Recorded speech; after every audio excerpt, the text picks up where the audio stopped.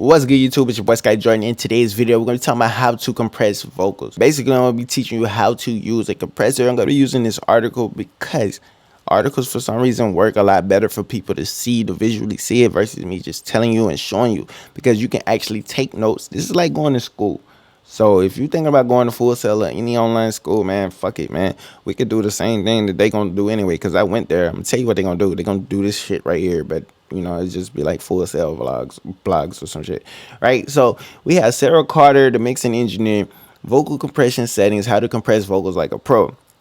Table of contents, you know, this is really like a little book, little article, and you could download it. It's like, what is compression, compressor types, the problem with vocals, you know, compressor controls, and etc. And she got like a 6-step compressor method set up, and you know, you can download that right here. So we're just gonna stroll it down, just breeze through parts of this, because I really want to focus on the compressor controls, because that is what is really gonna help you out to learn how to use a compressor on vocals or whatever it is that you're using compression with. So we can just go by like, what is compression? A compressor does three things. It changes the transient with the vocals, that's the consonants. All right, brings the loudest and quietest parts of a signal closer together, adds character or not depending on the compressor.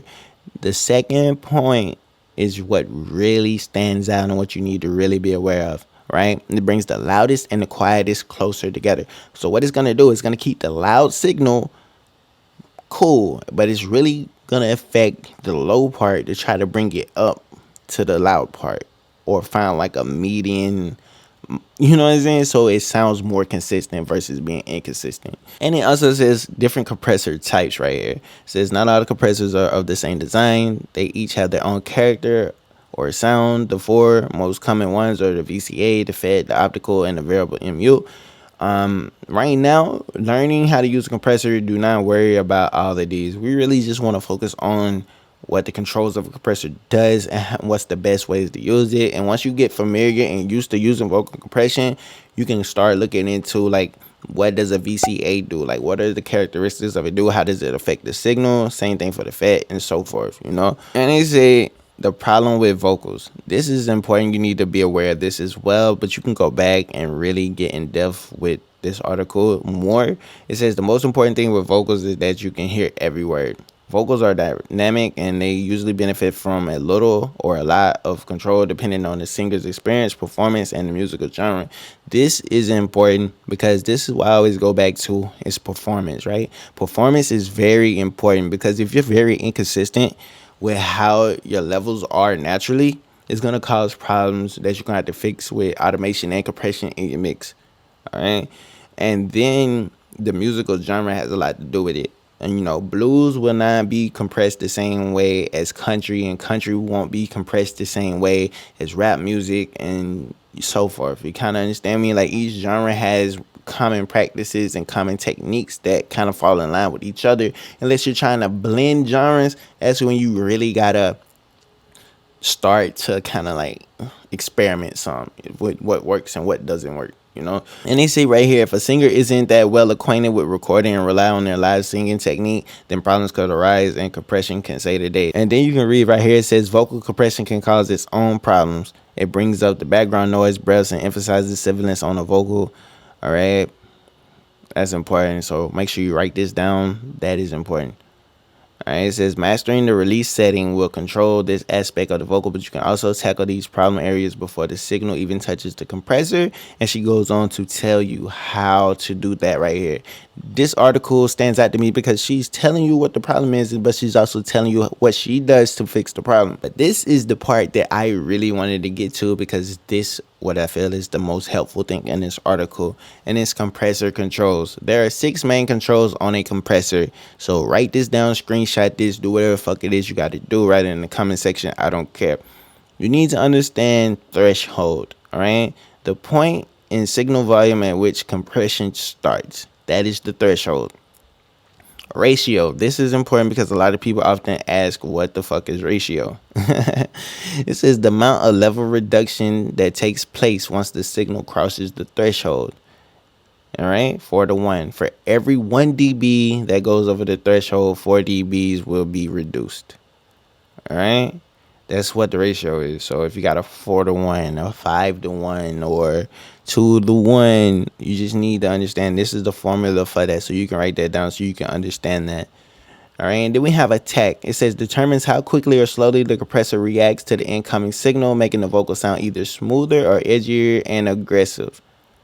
All right. Attack determines how quickly or slowly the compressor reacts to the incoming signal. So it attacks the incoming signal. Then release does what you would think release does. It says determine how quickly or slowly the compressor allows the audio to return to the normal volume, shaping the ends of words, phrases, or breaths. All right. So attack is the opposite of release, and release is the opposite of attack. They do what they supposed to do. They're basically gonna do what the word says. All right. This attacks the incoming signal. This releases it back to its normal form. All right. And then we have knee, determines the sharpness of compression. A soft knee is subtle and a hard knee is more aggressive. Hard knee is good for rock vocals. All right. So when you roll something off, like it'll be like, I know you see in a compressor, like a visual compressor, like I know in Pro Tools, it has a knee and you can roll the knee. Like, really pay attention on that. So make sure you understand the compressor controls. Like, write these down, screenshot this. If you don't get nothing else from this article, go back and screenshot this right here so you can understand what the controls of a compressor and what they do. And she says, I remember getting confused about what should have been fairly simple. I just couldn't get my head around fast, slow, long, and short, and which numbers were in fact fast or slow. I don't know why, maybe number blindness or something, but anyway, this might help you if you're feeling the same confusion.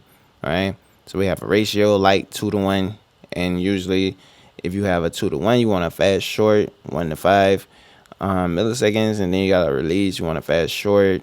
Or if you got moderate, it's a 4-to-1, then it gives you like the attack and range. And then you have heavy, which is a 8-to-1 slow long, you know.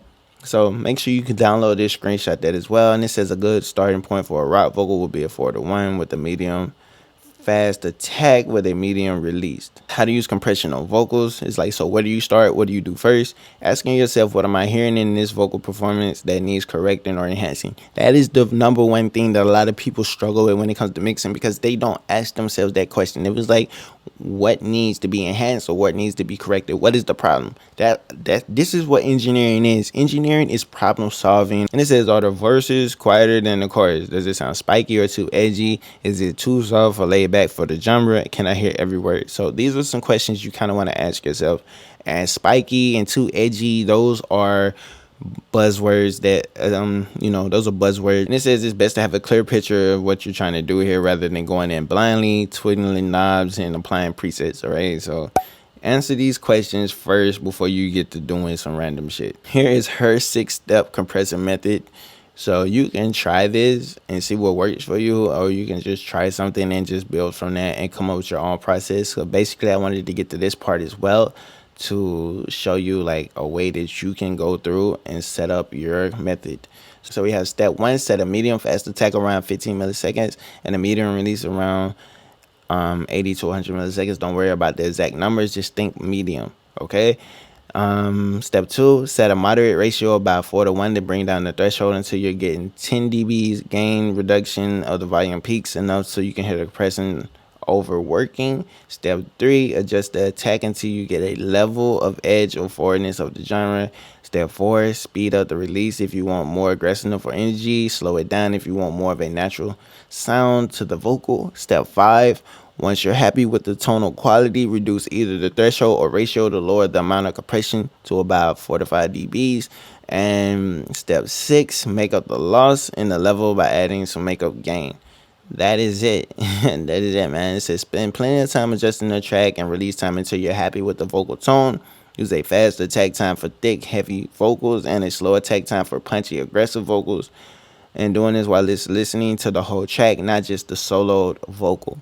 You know, I feel like this is a good article for beginners, you know, and I feel like it would be dope to showcase somebody else's approach on how they compress vocals, because she really broke this down in a really understandable way, and it gives you like visually you can take notes and you can understand what is being said here. And what I really wanted to focus on, like I said, was the compressor controls.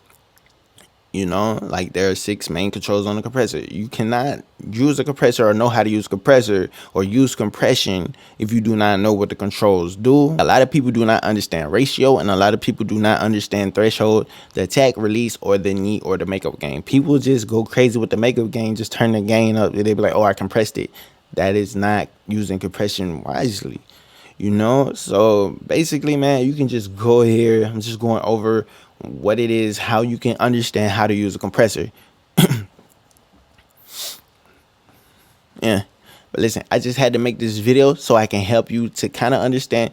All right. All right. So look, this is the article that you can always go back to and read, print out, download this PDF, do whatever it is that you want to do. All right, but look, Sarah did a good job on this article, and it's basically easy for you to kind of understand what it's like to use a compressor, especially using the compressor controls.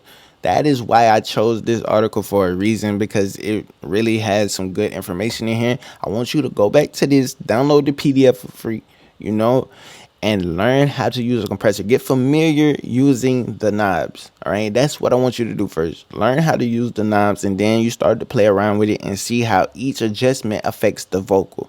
All right, that's the only way you're gonna learn how to compress your vocals correctly, and you need to understand why you compress the vocals. All right, everything is in this article, so go download it. Link will be in the description below. So look, shout out to Sarah Carter, the mixing engineer. You know, but listen, make sure you like, comment, subscribe to the channel. It's your boy Sky Jordan. I'm out of here. All right, cool. Shit.